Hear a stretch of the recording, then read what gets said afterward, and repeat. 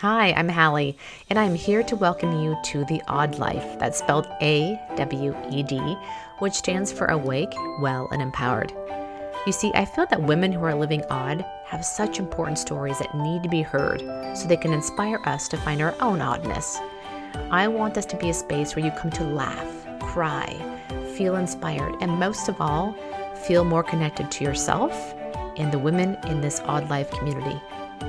I'll be talking with women who are practitioners, authors, experts, entrepreneurs, creatives, coaches, philanthropists, and so many more, as well as doing solo casts to bring you what you need when you need it. No matter where you are on your journey in this life, why not go through it odd AF? Again, I'm your host, Hallie, and this is the Odd Life Podcast. Hello, everyone. Welcome to another episode. Today, I have a guest for you. I have author Annabel Monaghan. Annabel has been a writer for a little while. We discuss all that when this started for her, but she is the author of a nonfiction book called Click, A Girl's Guide to Making It Happen. Then she wrote a couple of YA novels called A Girl Named Digit and Double Digit. Then she put together a series of essays together in a book called Does This Volvo Make My Butt Look Big? And that was a fantastic book. That's when I actually technically met Annabel. And then now her book that she has written that is now very popular. It is called Nora Goes Off Script. It's a wonderful book. We talk about her process, about the book, but more so we talk about her life, her evolution as a mom, as a writer, and how it came to be, honestly. She didn't start writing until 37, but she considers herself a writer all of her life. We talk about that. And when she started writing, how this felt more like her becoming truly herself.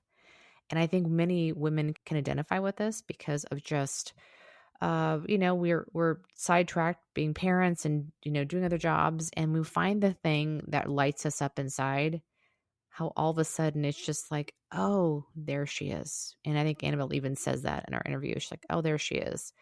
And I think it's such a fantastic conversation for that reason alone, is to watch somebody and hear somebody discover themselves. And it really wasn't until later in life. And I think it's an important conversation that it's not too late. It's not, we hit a certain age, might as well give up. No, it's not it at all. Actually, life can start. And you can do the things that light you up and can become the person you've always wanted to be, no matter what part of life it is. And I really hope you follow along on her journey, pay attention to what she writes next, and we'll talk about all of that in the interview coming up. All right, on to the show. Welcome. Thank you for being here. Thank you for having me. I'm so Absolutely. excited. Yes. Okay. So we've been friends. Our little history, we've been friends on, I think Twitter was for the last 5 years or so. And I just have admired, like I said, I just admired so much about who you are and how grounded you are. And I love your humor. You're absolutely my favorite people because I think you and I have a very similar sense of humor. And I love that. I don't get that very often. So I love to latch on people that make me laugh. So you are one of the people I hold on to dearly. But I wanted to start with the basics, give us kind of who Annabel is, who are you, and give us a quick bio, and we'll start to dive in from there. I am a mother of 3 boys, now mostly men. They're 16, 21, and 24. I am married, and that takes up 80% of my time, all of those things. I'm also a writer. I'm the author of Nora Goes Off Script, which came out in June. That is my first novel for adults. And before that, I wrote 2 novels for young adults, A Girl Named Digit and Double Digit. And during that time, I've written a column that appears in a bunch of places, which is sort of a column for moms and other tired people. And I published a collection of those essays in a book called Does This Volvo Make My Butt Look Big? So that is my personal and professional summary. Awesome. I love it. I have fallen in love with you since the Volvo book.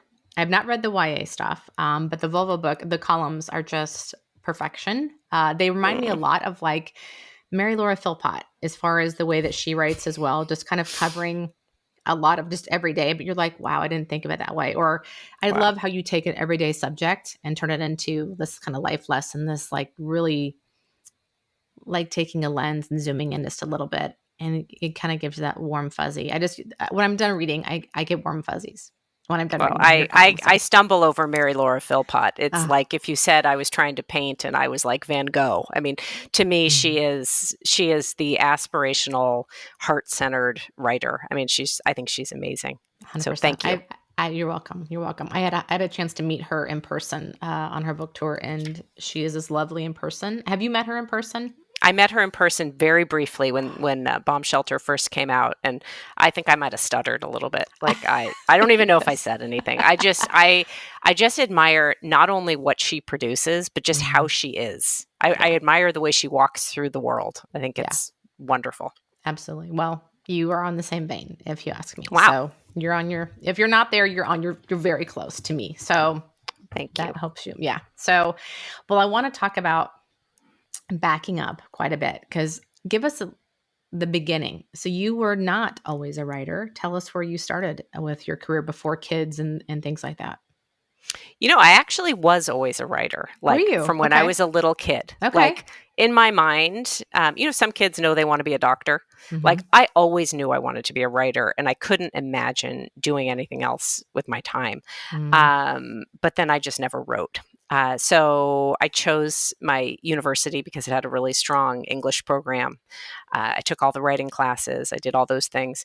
And then when it was time for me to graduate from college, I didn't know how I was going to support myself, and hmm. all my friends were moving to New York City, which is the most expensive decision you can make. Hmm. And so I got a job at a bank Okay. and I did that for 2 years. It was 2 really interesting years, actually. Um, and by the time I was done with that, I was sort of interested in finance. And then I went to business school because that's what you do after those 2 years. And that was actually a wonderful experience, but like not like to jibe with my skill set. It Yeah. was just like it was like walking around in a foreign country. Yeah. And then I got a job in investment banking, and I did that for a while. But I just at that point knew that there was no room in my life for writing. Right, like Mm, you need to be able to take care of yourself. You need to make money, and you need health insurance. And I yeah. wasn't wrong about any of those things. Like Yeah. you really do. And I struggle when I meet young people who say, "Oh, I want to be a writer." And I think, great, you should also be a bartender. Like you Yes. need some other way Yeah. to get that off the ground. So, anyways, I was in business school. I met my husband, and I worked in banking for a few years, and then I had 3 children. And I stayed home. I left banking. I stayed home with my kids, and I didn't write anything until I was 37. So Mm, I am the late start story. same here.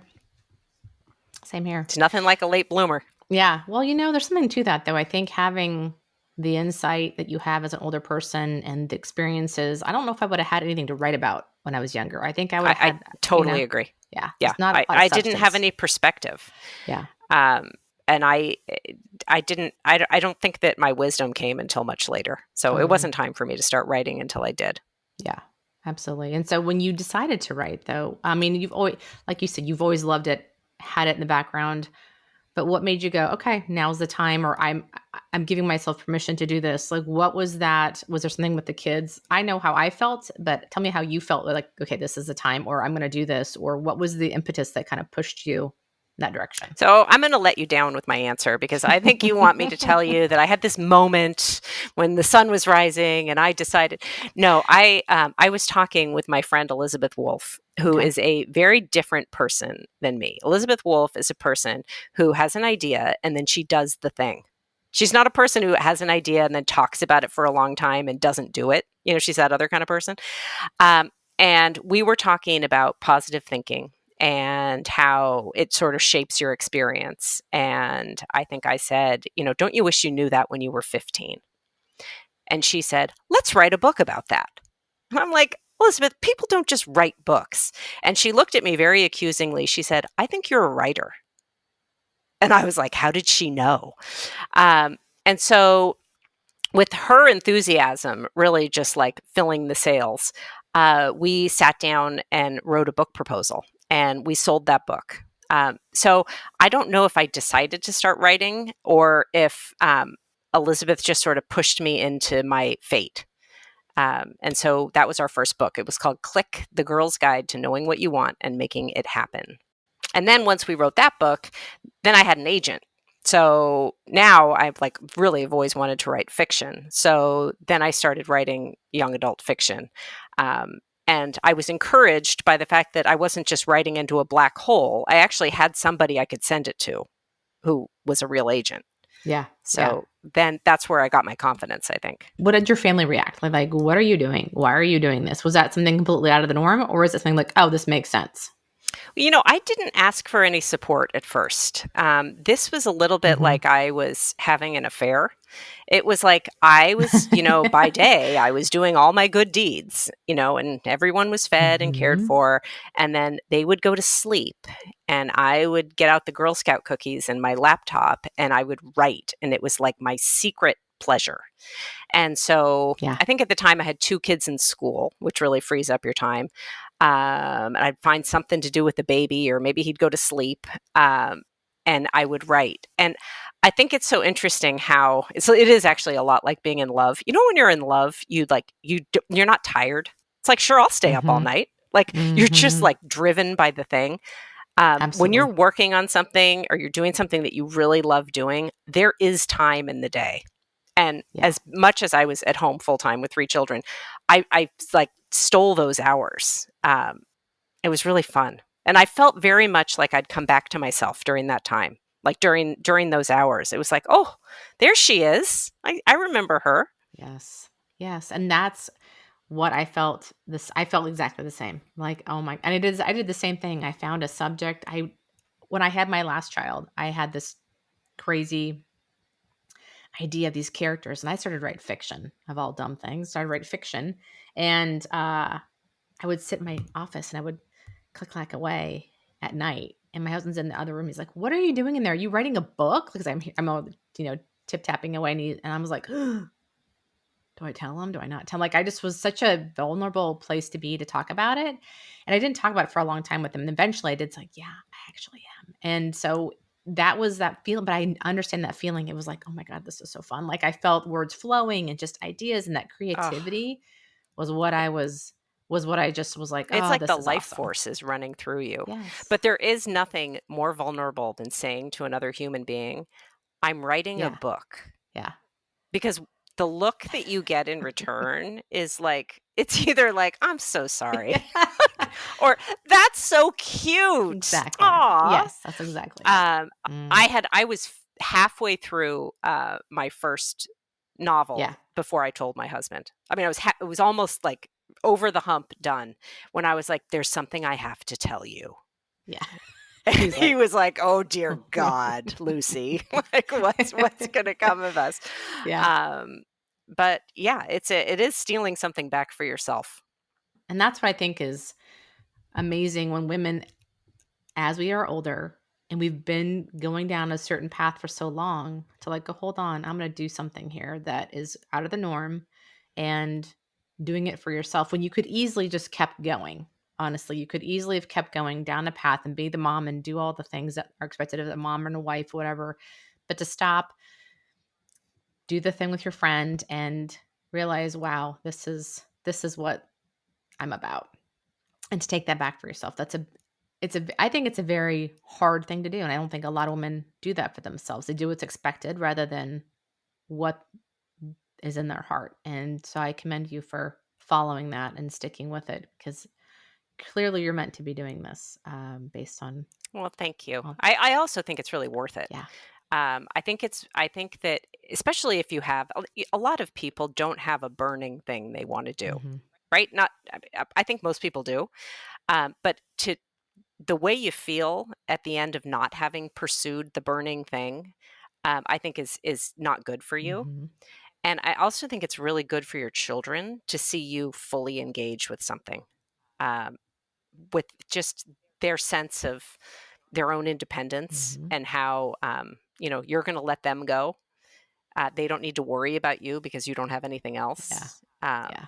I think there's a lot in there for your family. I totally agree. I think that's one of the main things that drives me, honestly, is I got to keep doing this because it's showing them I'm pursuing what I love, even though it's not.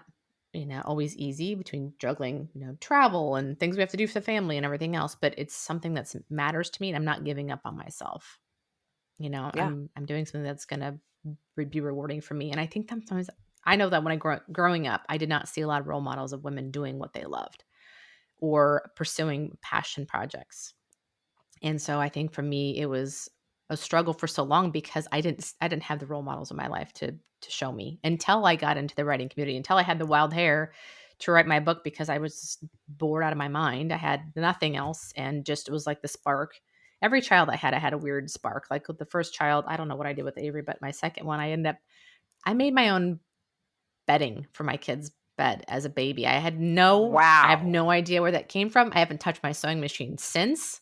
One wild hair did it because I couldn't find the bedding I wanted, so I did it. So then the third child was the words and the creativity in the books. I had started reading again, and that was part of it too. I started reading books and was enmeshed in the historical fiction genre, and characters came to my head. But it was something that I realized, oh my gosh, I've got something in me here that's kind of stirring, and I feel like that's kind of the thing that a lot of women don't even pursue that. Like we are so busy with other things or we numb out or we sit down on the couch with a glass of wine and a show or whatever and we don't pay attention to ourselves. And I makes me Yeah. sad because then there's so much inside of a lot of women that's ignored because it's either someone's not shown them or there's no role models or they're put down or why would you do that or there's that's not who we are. We're not writers in this family. Right. We're bankers, doctors, lawyers, da da da. All these things that I was never encouraged to pursue writing. In college, that was not a thing. It was a hobby. If you, Well, I don't encourage my kids either. Are yeah, you kidding? I don't want to support them forever. yeah, that's right.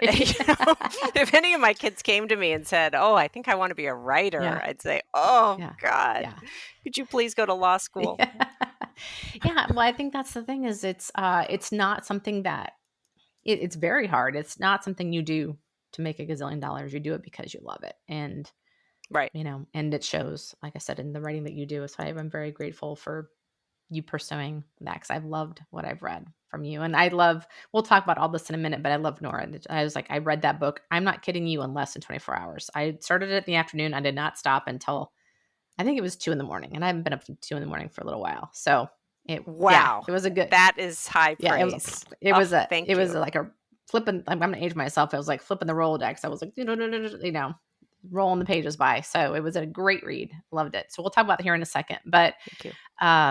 what's it been like? So you pursued this writing and started writing the books, juggling. You had a baby, like you said. What was it like juggling the motherhood with the writing? How did you make that work for you?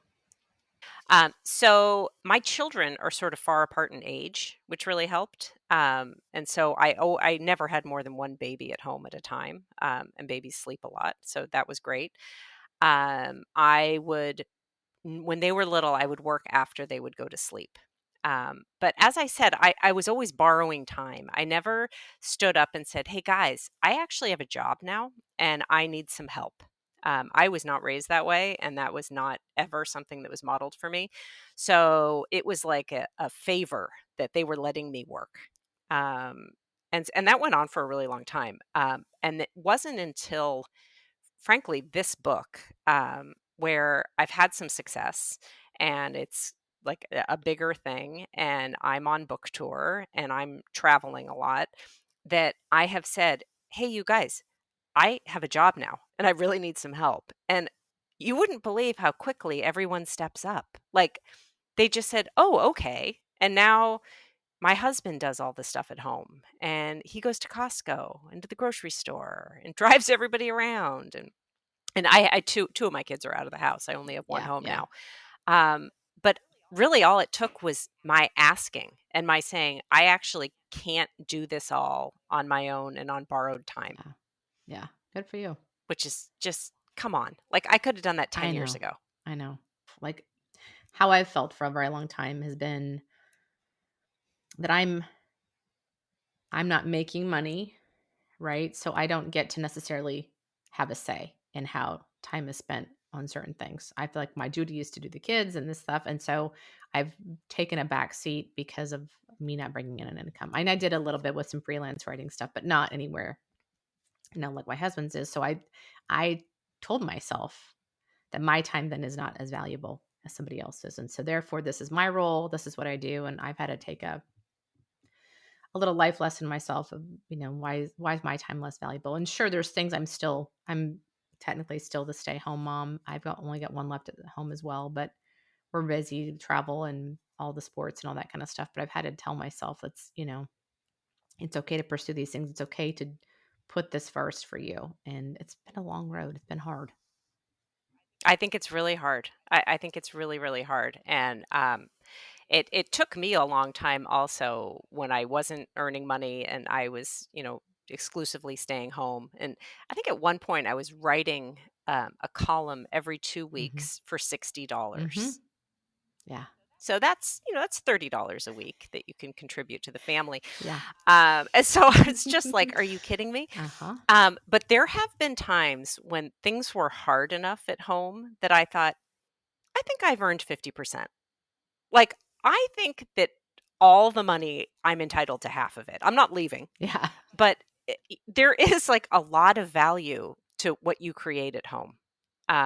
And I think women who are at home need to get their heads around actually how much they're contributing and how much they're Yeah. entitled to. Yeah.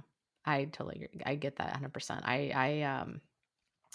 You kind of belittle your I don't need anybody to belittle me. I belittle myself enough. I've done all that self-degradation about just home with the kids. And I think for a long time though, I didn't have a passion, so I didn't know what to do, but I could take care of my kids. Hmm. That was an innate skill that I had. But when the writing came along, I was like, "Oh, wait, this is the thing that I love to do. And how can I get paid to do this?" I did the same thing. I did freelance writing, got paid peanuts, and I ended up quitting it all because I was so burnt out on I was writing for 4 different magazines and writing, and we'd be on vacation. I'd get a phone call from my editor, like, "Hey, can you do this real quick? Something happened. This person can't finish it."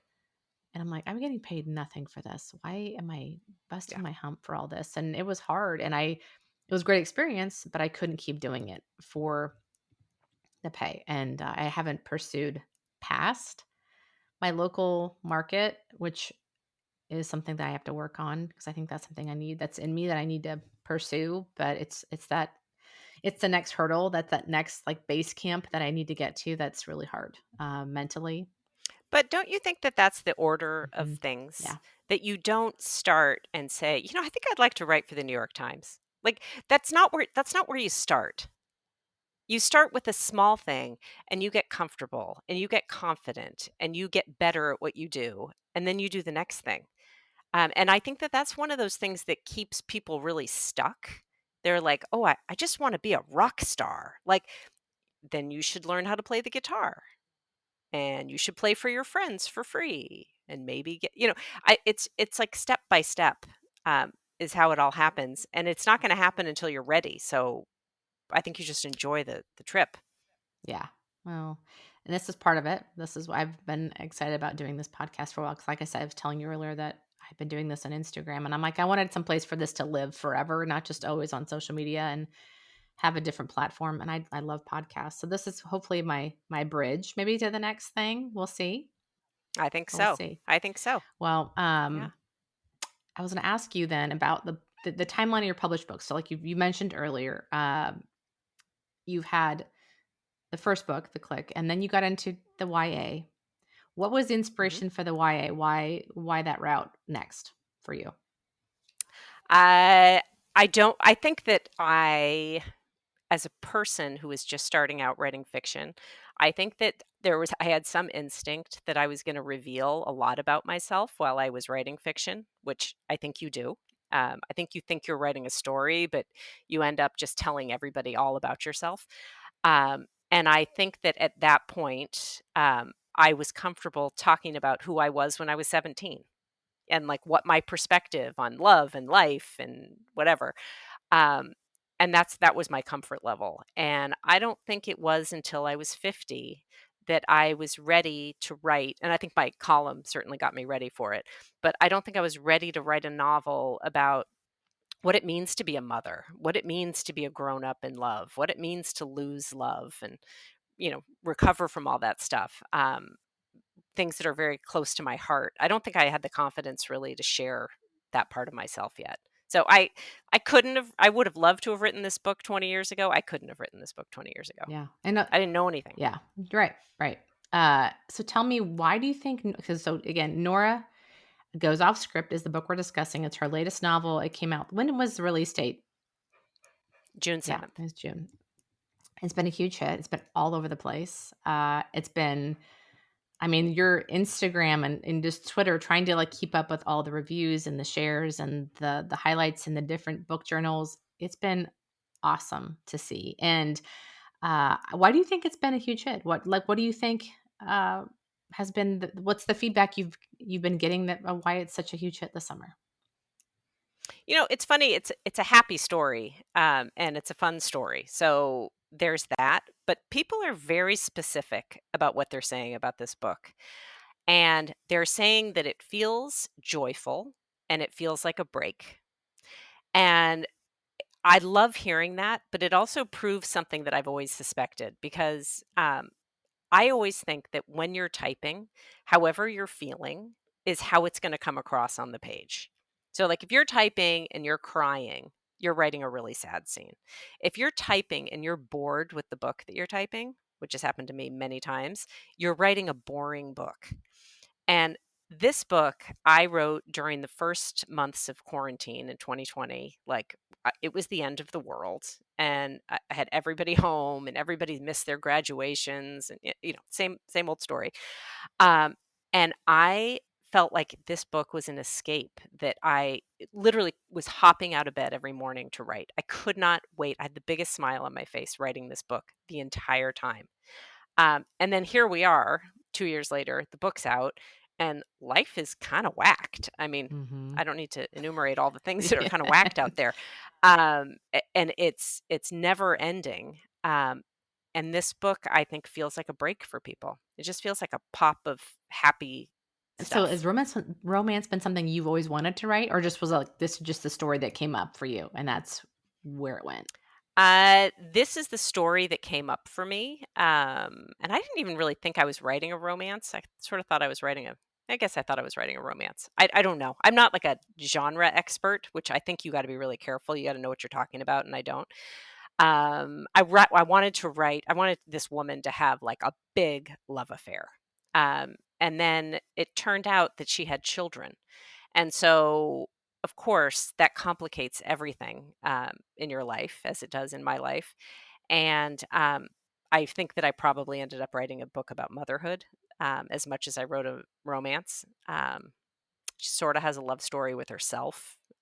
So there's a lot of facets to it. But I will tell you, I have a hard time writing anything that doesn't have some kind of like potential for a kiss. Yeah. And when I'm reading a book, like, even if I'm reading a mystery, I'm like, "God, I hope that cop kisses that nurse." Like, I don't I don't know, I always think, like, something's gonna happen. Yeah. Um, Yeah. but that's just the way my mind goes. Yeah. Well, you've got I know that's how I am too. I love historical fiction and I like the historical romance. I mean, Julia Quinn has been in my rotation for a very long time. She's got it figured out. She's almost like I feel like Julia Quinn with the whole Bridgerton series. I feel like she was the original like Hallmark, you know. Like she had the equation, but she did it Mhm. in such a great way. We didn't feel like you're reading the same novel over and over again. She had such great characters and such unique individuals. And I fell in love with romance because of her strong and funny main characters. A lot of them were strong women, you know, not your I have typical. to read this. I haven't read it, and I haven't watched Bridgerton, Yeah. so I You shouldn't may even be in this country. no. Well, I don't know. I think there's some distinction between the novels and the series for multiple reasons, but she hasn't always stuck to the storyline Mhm. from the books. So if you're a true book fan, you're like, "What? Hold on, that didn't happen in the book." So there's some of that stuff, which I typically, when you're watching a movie and you're like, "Wait, that's not what the book did." And I love books. I tend to love books more than I love the movies because I think you get such into the characters' heads. You get a lot more depth, and I love that. Yeah, me too. Very very I think rarely, everybody feels yeah, that way. very rarely do you get someone that nails it. I think the only one that maybe has nailed it, I think, is Outlander. Possibly, have you read Hmm. Outlander? No, I haven't. Uh, Favorite book series of all time. So I also think Hunger Games nailed it. yeah, Hunger Yes. Games was like a changing moment in my life. Like, I really loved those books, and Yes. I was terrified to see the movies, and I was Yes. angry at whoever made those movies for what they were gonna do. Yeah. I was Gonna ready for ruin. it to be wrong, Yeah, and it was right. you're right, 100%. Tell me what you're doing. Are you writing another book? What's the I situation just now? finished a book. Okay. Ooh. I think I changed the last word on Friday. Okay. But, Nice. let's be honest, you're never done. But that's coming Yeah. out now June 6th of next Okay. year. Okay. And I think it's funny because the book is called Same Time Next Summer, Okay. Oh, and we're gonna nice. be having this same conversation at the same time next summer. And that's also a love story. It's actually a little bit more of a love story than Nora's story. It feels like a little more romantic, um, and it's sort of a lifelong love story. But Nice. it's really fun too. Oh, awesome. Yeah, Congratulations. That's amazing.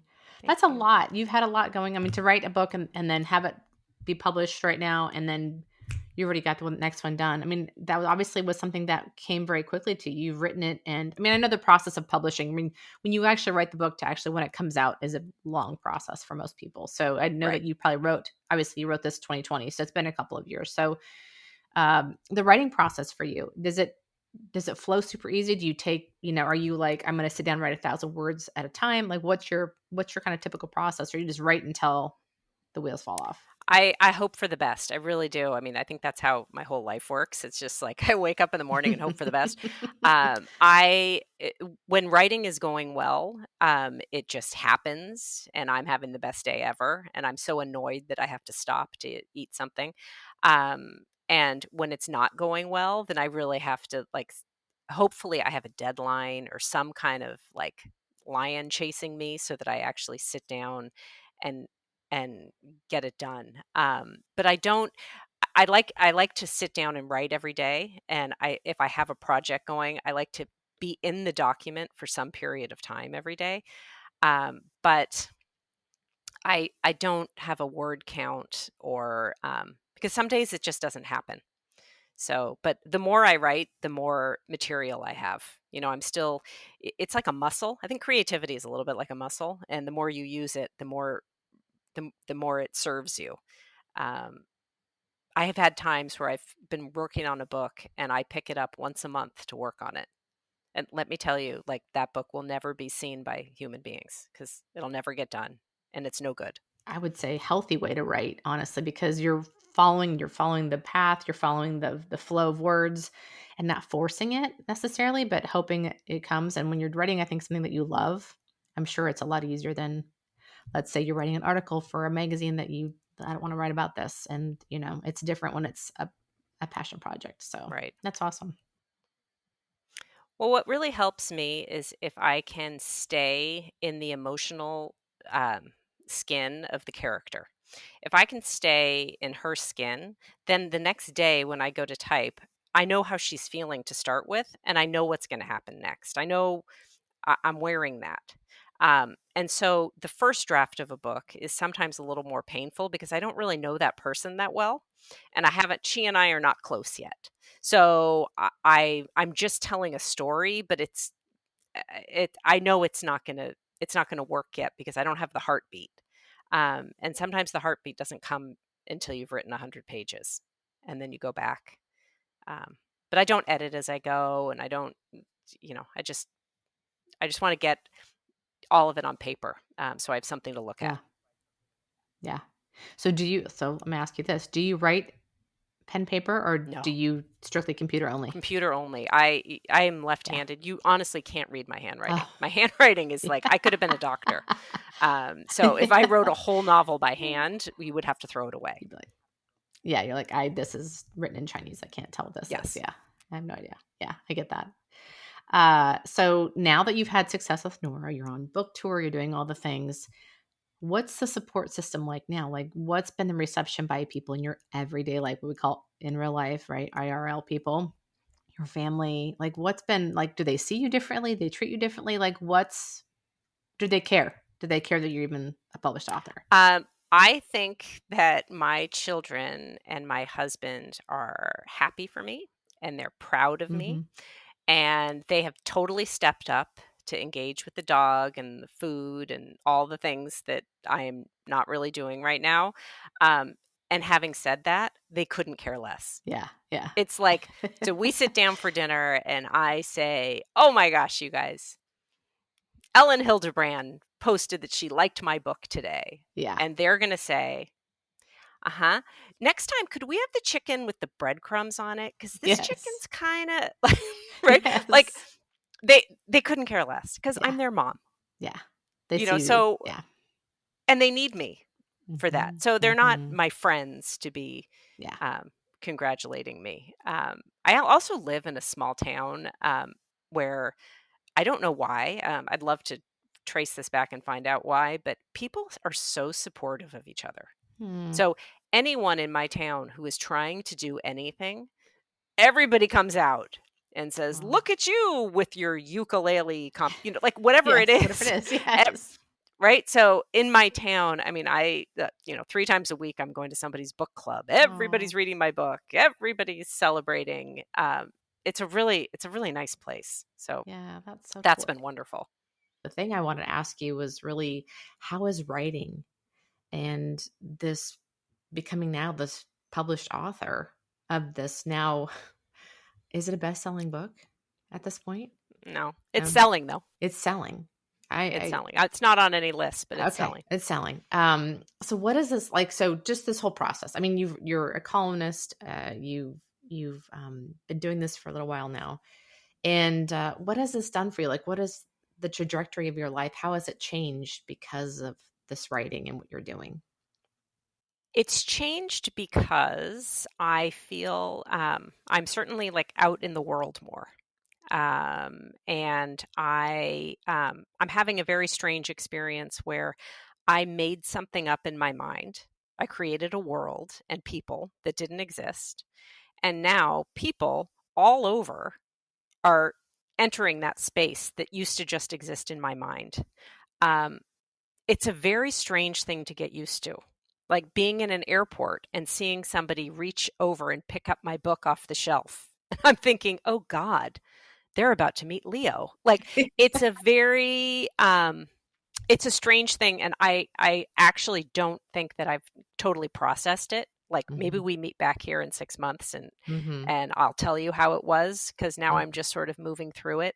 Sure. Um, One thing that really has struck me is just how generous other writers are. Hmm. I honestly never knew that it was possible for people who are in a great position and have, a great platform to actually just mention how much they liked your book and change the trajectory of your life. And that has been really inspiring to me. And I hope I end up being that kind of a person. Um, Yeah. Well, just the generosity. I think people, as writers, that's what I love about the writing community, is because everyone knows how hard the process is. Everyone knows how intense and how vulnerable and just what you're putting out there. And I think that's why everyone's like so supportive. It doesn't feel like, oh, if she writes this and it's taking away from my thing, it's like it just adds to everything. It just adds to the whole mix, I think. So I don't think yeah. it's not I don't feel like it's a competitive space at all. So Not I at can all. I And don't. and it's so interesting because I think first of all it's the sort of person who is involved with, in art. It's Mhm. that. But it's also not a zero sum game. I mean, there's no reader that's only going to read one book in their life, Yeah. right? Yeah. People who read lots of books. Yeah. So there's room for everybody. And I think that fosters also sympathy, but that fosters that sort of support. Mhm. So looking back, so by saying yes to your friend and doing this book, that book you wrote clicked together, Yep. like where how different are you now than that person then? Hmm. Gosh, I'm just um, they say when you're 50, you stop caring. It's not exactly that. It's not so much that I don't care what other people think, but I think I care more about what I think, Mhm. and I just trust my instincts and my abilities more than I did then, Yeah. and I am okay writing something that everybody's not going to love. Yeah. I'm not looking for that outside of myself anymore. And that has been, I mean, writing has been transformative for me in that way. Yeah. Just to, because you think about it, you're making a living off of nothing, like literally nothing, but just typing stuff that came up in your imagination.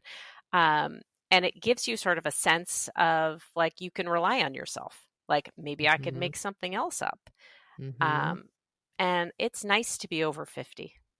I hope everybody under 50 hears that. It really is Yeah. nice to be over Yes. 50. Yeah. I just turned 50 myself, so I get that. I think I hit that moment when I was 40. I had that kind of aha a little bit like, what am I doing? How can I make this the second half, whatever, different? And every time I've hit, whether it's 40, 45, 50, I hit that same thing. Like my world, I feel like has gotten smaller, but in a good way. Before Yeah. you're like, oh, let's do all the things. Let's be with all the people. And now I've just kind of condensed it into what's really, really, really important. I think with age that comes, that Yeah, insight. I've had And exactly that experience, yeah, and I've really enjoyed it. yeah, Just paring down what are the things in a day that bring me joy. I'm just going to do those things yeah, because I don't know. One day I'm going to be 80, yeah, yeah, God absolutely. willing. I know, right?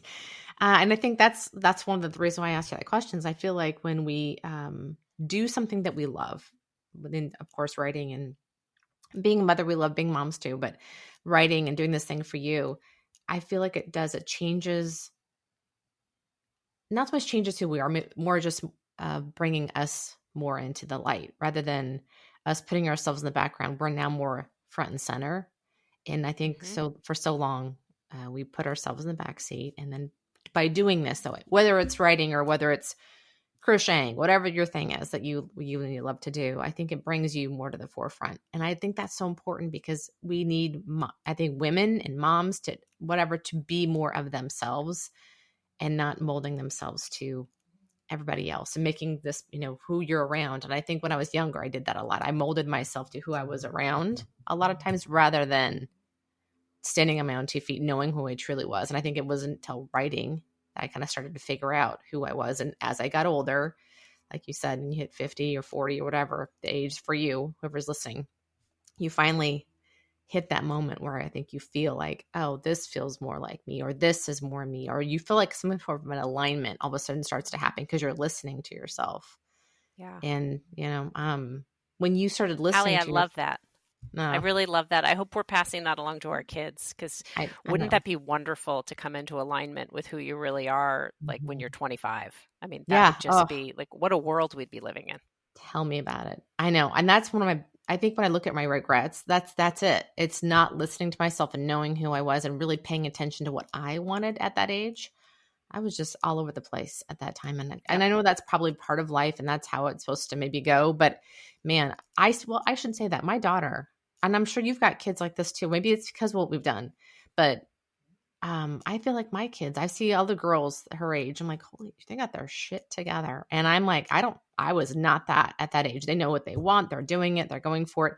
Maybe it's a generational thing, but I actually am inspired by a lot of the younger generation because they are, I think, figuring it out. And maybe it's because That's so great.